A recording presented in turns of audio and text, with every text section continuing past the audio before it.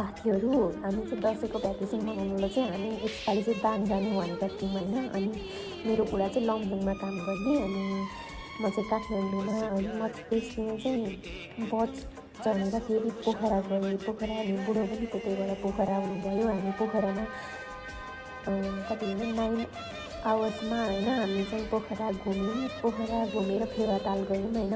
अरू बोटिङ त हामीले गर्न पाएनौँ। त्यसपछि हामी चाहिँ त्यसबाट फेरि स्याङ्जा हुँदै स्याङ्जा पनि गयौँ। स्याङ्जामा एउटा पुल रहेछ, त्यहाँ पुलमा पनि एकछिन फोटोसुट गऱ्यौँ। त्यसपछि हामी पाल्पा रामजी हुँदै पाल्पा गयौँ। पाल्पा हुँदै हामी बुटोलबाट फेरि भैरवा गयौँ। भैरवाबाट फेरि सुनौली गएर फेरि हामी दाङ गयौँ।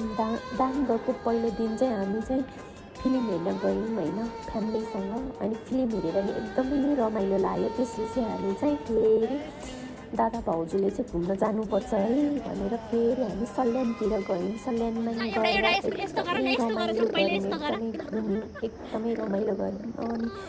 अनि फेरि हरिवंशको फिल्म हेर्न गयौँ। हामी सबै फ्यामिली भएरै गयौँ। अनि एकदमै रमाइलो भयो। त्यसपछि अर्को दिन चाहिँ दसैँ थियो होइन।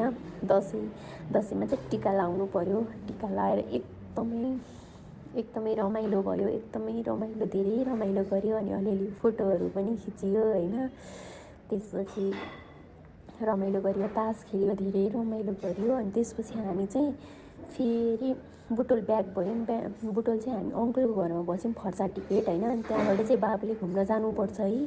फर्सा टिकटमा एउटा राम्रो, बालीभन्दा त केही कम छैन, त्योभन्दा राम्रो एउटा रिसोर्ट छ, जानुपर्छ भनेर चाहिँ लुम्बिनी रिसोर्टमा गयौँ होइन।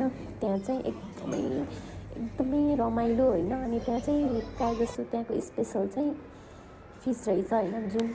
फिसको जुन आइटम पनि खान मिल्ने, एकदमै रमाइलो रहेछ होइन। हामीलाई चाहिँ त्यहाँ गयो, एकछिन फिस खाइयो होइन, एकछिन त्यहाँ फोटो खिच्यो, अनि त्यहाँको एकदम इन्भाइरोमेन्ट हेरियो होइन। अनि दसैँको पिङ पनि खेलेर हामी फर्कियो। हजुरहरूको कस्तो भयो त? मेरो त धेरै नै रमाइलो भयो है साथी हो।